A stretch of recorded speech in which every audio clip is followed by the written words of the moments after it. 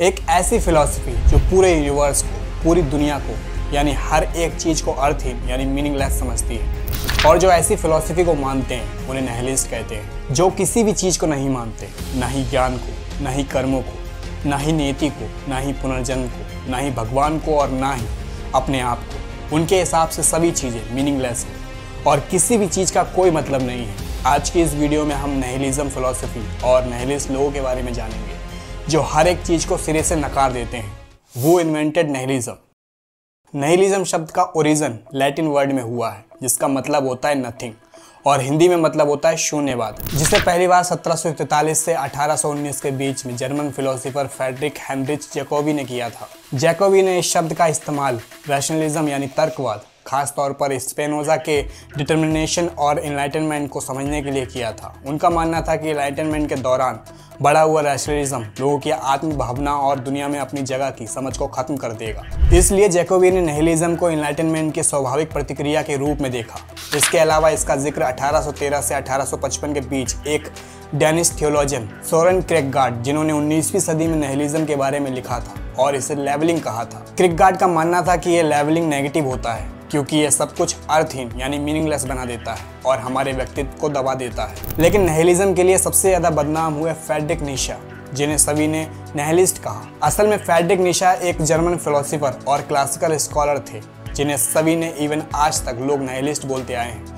लेकिन जितना मैंने उनके वर्क और उनके बारे में पढ़ा है वो एक आम प्रॉफिट की तरह थे। जैसे प्रॉफिट सत्य की तरफ उंगली दिखाते हैं और लोग उन्हें ही अल्टीमेट सत्य मान के बैठ जाते हैं। मतलब हर सदी में प्रॉफिट आए और बताया कि ये भगवान है, ये अल्टीमेट सत्य है, लेकिन लोग उन्हें ही भगवान मान कर बैठ गए। ठीक उसी तरह से नीशे आए और उन्होंने बोला निहिलिज्म आ रहा है, निहिलिज्म की सुबह हो रही है, इंसानों की लाइफ में अंधकार आ रहा है, ऐसे में क्या करोगे। लेकिन लोगों ने नीशे को ही निहिलिस्ट मान लिया। उसके बाद दुनिया भर में उनके खिलाफ भर भर के नेगेटिविटी फैली। किसी ने उन्हें पागल कहा तो किसी ने पैसिविस्टिक कहा, डार्क कहा। तो जानते हैं उनके द्वारा निहिलिज्म के बारे में, जिसे पूरी दुनिया में नेगेटिविटी प्रोस्पेक्ट माना जाता है। What is nihilism?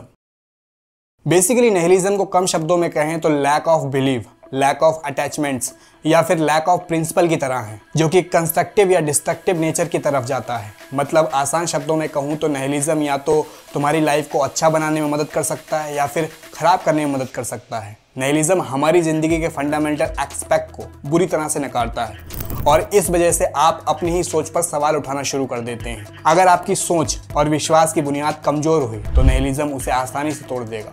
निहिलिज्म ये बताता है कि ब्रह्मांड, जीवन या फिर ज्ञान, इन जैसी चीज़ों का कोई स्वाभाविक अर्थ ही नहीं है, बल्कि हम उनके अर्थ अपने हिसाब से बनाते हैं क्योंकि हम अपने आप में बेवकूफ़ बने रह सकें। और ये किस हद तक सही है, ये सवाल अभी आप अपने आप से पूछिए। वैसे निहिलिज्म को एक्सट्रीम पेसिमिज्म यानी कि परम निराशावाद और रेडिकल स्क्रिप्टिसिज्म यानी कि संपूर्ण संशयवाद से जोड़ा जाता है। हालांकि इन चीज़ों में हमें बहुत सारी सिमिलरिटीज़ देखने को मिलती हैं, लेकिन ये तीनों चीज़ें अपने आप में अलग हैं।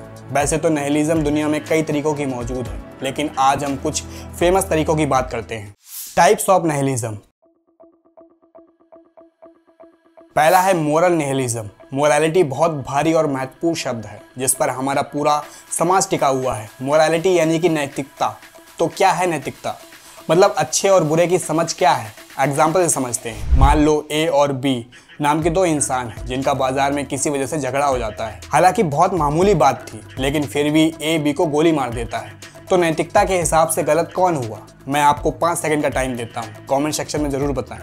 अब दूसरी सिचुएशन ए और बी का झगड़ा, ए बी को गोली मार देता है, लेकिन इस बार ए बी के बारे में जानता है कि बी एक सीरियल किलर है। तो नैतिकता के हिसाब से सही कौन हुआ? आप कहेंगे कि ठीक है, बी गलत है, वो सीरियल किलर है, उसका मरना लाजमी है। ए ने यहाँ पर कुछ भी गलत नहीं किया है। एक और एग्जांपल लेते हैं। सेम सिचुएशन, ए और बी का झगड़ा और ए बी को गोली मार देता है और बी सीरियल किलर होता है।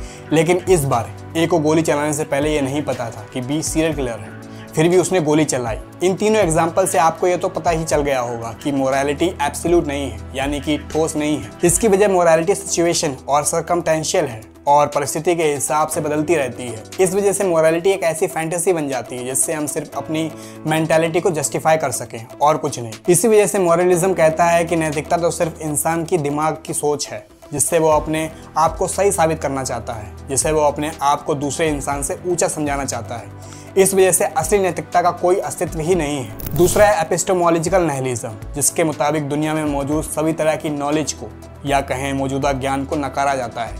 इसके हिसाब से असल में ज्ञान का कोई अस्तित्व ही नहीं है। अगर कोई ज्ञान है तो वो इंसानी क्षमताओं से परे है। एग्जाम्पल समझते हैं, ग्रेविटी की डिस्कवरी न्यूटन ने की। आपके साथ साथ मैं भी ये मानता था कि न्यूटन का फिजिक्स में बहुत बड़ा योगदान है। अगर ग्रेविटी की खोज ना हुई होती तो शायद हम आज जहाँ हैं उससे कहीं ज़्यादा पीछे होते। इंसान पर इसका फ़र्क ज़रूर पड़ता है, लेकिन क्या ब्रह्मांड पर इसका फ़र्क पड़ता है? बिल्कुल नहीं, क्योंकि ग्रेविटी तो सदियों से थी, बल्कि हमने कुछ सालों पहले ही ढूंढ निकाली है। ब्रह्मांड कितना बड़ा है इसका हम अंदाज़ा तक नहीं लगा सकते। तो क्या लगता है आपको, क्या ब्रह्मांड में ग्रेविटी से ज़्यादा बड़े और जटिल राज नहीं होंगे? अरबों साल पहले तैयार हुआ ये ब्रह्मांड, जिसे हम चंद सालों में सीखने की कोशिश कर रहे हैं, हम इस चीज़ को इन्फॉर्मेशन, नॉलेज या फिर ज्ञान कह रहे हैं। एक्सपर्ट्स के हिसाब से हिंदू धर्म सबसे प्राचीन है। लगभग 2300 ईसा पूर्व पहले इसकी स्थापना हुई थी, मतलब आज से लगभग 4300 साल पहले। और बाकी धर्म तो इससे भी नए हैं। और एक अंदाजन ब्रह्मांड की क्रिएशन को कितने साल लगे होंगे? लगभग 2370 करोड़ साल। अब आप सोचेंगे कि मैं धर्म के बारे में क्यों बात कर रहा हूँ, क्योंकि हमें हमारे धर्म से ही ईश्वर मिला है, फिर वो चाहे श्री राम हो, अल्लाह हो या फिर जीसस हो। ईश्वर की रचना का उल्लेख भी इन्हीं स्क्रिप्चर्स में ही मौजूद है। और क्या आप जानते हैं ये स्क्रिप्चर्स किसने बनाए हैं? समझ रहे होंगे मैं आपसे क्या कहना चाह रहा हूँ। इस तरीके से निहिलिज्म हमारे आज के ज्ञान को बड़ी आसानी से खारिज करता है।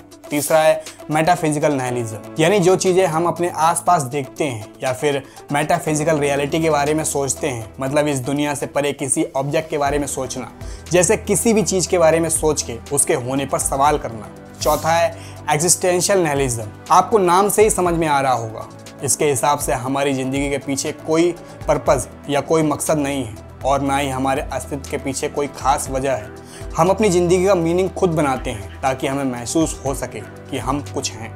सच कहूँ तो यूनिवर्स को हमारी परवाह ही नहीं है। डेविड ह्यूम ने कहा था कि ब्रह्मांड के लिए एक इंसान और एक कीड़े की ज़िंदगी में कोई फ़र्क नहीं है, क्योंकि पूरे ब्रह्मांड की तुलना में हमारी ज़िंदगी की कोई औकात ही नहीं है। चाहे हम अपने आप को कितना भी बड़ा क्यों ना बना लें, ज़िंदगी में कितने ही अर्थ क्यों ना डालें, लेकिन सच तो यही रहेगा कि हमारी ज़िंदगी के मायने नहीं हैं। आपके होने ना होने से इस दुनिया को कोई फ़र्क नहीं पड़ता।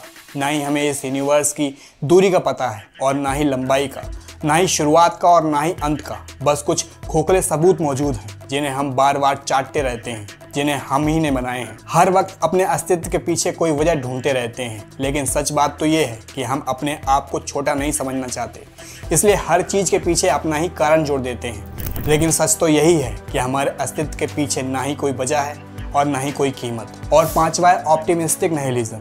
इसका मतलब आपका किसी भी चीज़ पर कोई भी फर्क नहीं पड़ेगा। आपकी बेवकूफ़ियाँ, आपकी गलतियाँ, आपकी बेइज्जतियाँ, आपके फेलियर्स, ये सब अर्थहीन है। तो फिर परवाह किसकी करनी है?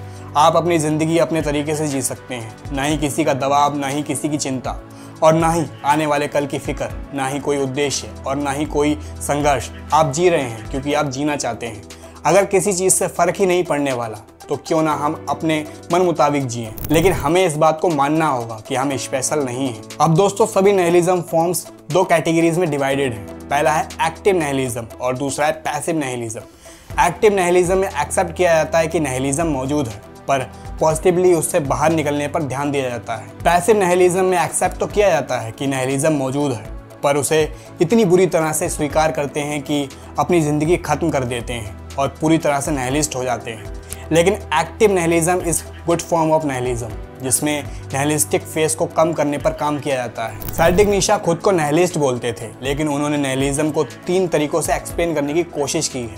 पहला है जो लाइफ को ही खारिज कर दे, दूसरा है जो लाइफ के किसी भी ऑब्जेक्टिव ट्रुथ को खारिज कर दे और दुख को एक्सेप्ट करके बैठ जाए, और तीसरा है कि वो ऑब्जेक्टिव ट्रुथ को खारिज करते हैं, मतलब कोई ऑब्जेक्टिव या अल्टीमेट ट्रुथ नहीं है, यानी खुद का सेल्फ मीनिंग बनाने की कोशिश करते हैं, जिंदगी को खुद का मीनिंग देने की कोशिश करते हैं, एक सत्य देने की कोशिश करते हैं। दोस्तों, अब हमने ये तो समझ लिया है कि निहिलिज्म क्या है, निशा खुद को किस तरह का निहिलिस्ट बोलते थे और किस टाइप के निहिलिज्म होते हैं। फ्रेडरिक नीशा ने कुछ हथियारों का इस्तेमाल करके निहिलिज्म से लड़ने के तरीके बताए हैं। सबसे पहला है अमोर fati. Amor fati is basically accept your fate, जिसे अपनी किस्मत कह सकते हैं, उसको डेस्टिनी भी कह सकते हो। अच्छा बुरा जो भी तुम्हारे साथ होने वाला है, रोने की जगह उसे खुले दिल से एक्सेप्ट करो। जो भी हो उसमें अच्छाई ढूंढने की कोशिश करो। फ्रेडरिक नीशा मानते थे कि अगर ऐसे में आपकी लाइफ निहिलिस्टिक फेस में आएगी तो आप उसे भी इंजॉय कर पाओगे, जिसमें हम बिलीफ सिस्टम ब्रेक हो जाने के बाद भी उसमें कुछ अच्छा होने की आशा रखते हैं। दूसरा है the internal recurrence of same. मान लो एक डीमन, एक शैतान तुम्हारे पास आकर तुम्हारे कान में बोलता है कि तुझे यही जिंदगी जीनी होगी जैसे अभी तू जी रहा है, सब कुछ लगातार ऐसा ही चलता रहेगा इस जिंदगी में भी और अगले जन्म में भी। फॉर एग्जाम्पल, जैसे मेरी ज़िंदगी में अभी मैं वीडियो बना रहा हूँ, अगली ज़िंदगी में भी ऐसे ही वीडियो बना रहा हूँगा, ऐसे ही चैनल बनाऊँगा, ऐसे ही लोग मेरे आसपास होंगे, उसी कॉलेज में पढ़ूंगा, वैसे ही डिग्री लूँगा, उतने ही नंबर आएंगे, उतना ही कमाऊँगा। अब यहाँ पर डीमन कहेगा तो क्या हम एक ऐसी लाइफ एक्सेप्ट करेंगे? क्या वो ज़िंदगी दोबारा जीना चाहोगे? यहाँ पे भी लगभग दो तरीके के लोग होंगे। पहले होंगे जो उसको गाली देंगे, कहेंगे कि मेरी ज़िंदगी वैसे ही इतनी बदतर है, तू कह रहा है कि उसको इन्फिनिटी जीना है, मरने के बाद वो चीज़ वापस रीसेट हो जाएगी और वापस से उसे वैसा ही जीना पड़ेगा। मैं नहीं करना चाहता, मैं तो बिल्कुल खुश नहीं हूँ। वहीं दूसरे टाइप के लोग डीमन को थैंक यू बोलेंगे, क्योंकि अब ये इन्फॉर्मेशन पता लगने के बाद मैं अपने आने वाली ज़िंदगी को बेहतर बनाने की कोशिश करूँगा, क्योंकि रोने से बेहतर है कि उस सच को एक्सेप्ट कर लिया जाए। और यही फ़र्क है एक्टिव निहिलिज्म में और पैसिव निहिलिज्म में। पैसिव निहिलिज्म को नीशा ने लास्ट मैन कहा है, क्योंकि वो सारी ज़िंदगी अपनी लाइफ को लेकर रोता रहता है। तो अगर निहिलिस्टिक फेस आया, internal recurrence of the same का कॉन्सेप्ट समझो। नीशा ने कहा जैसे ही तुम इसे समझोगे, इस ज़िंदगी का महत्व समझ में आ जाएगा, इस ज़िंदगी की इम्पोर्टेंस समझ में आ जाएगी। और इसी कॉन्सेप्ट को नीशा ने बनाया था जब वो एक लेक के पास वॉक कर रहे थे। उसमें ये कॉन्सेप्ट आया और इस तरीके से उनके अंदर अर्जेंसी डेवलप हुई कि अभी भी खुद को बेहतर बनाना है। तीसरा है द 3 मेटाफोर्सेस। यहाँ मेटाफोर्सेस का मतलब है बदलाव, एक स्टेज से दूसरे स्टेज में जाना, एक पड़ाव से दूसरे पड़ाव में जाना। जैसे कैसे कैटरपिलर ककून में बदलता है, फिर बटरफ्लाई बन जाता है। अब इन 3 मेटाफोर्सेस में 3 कैरेक्टर्स के बारे में बताया गया है। पहला है कैमल, दूसरा है लॉयन और तीसरा है चाइल्ड।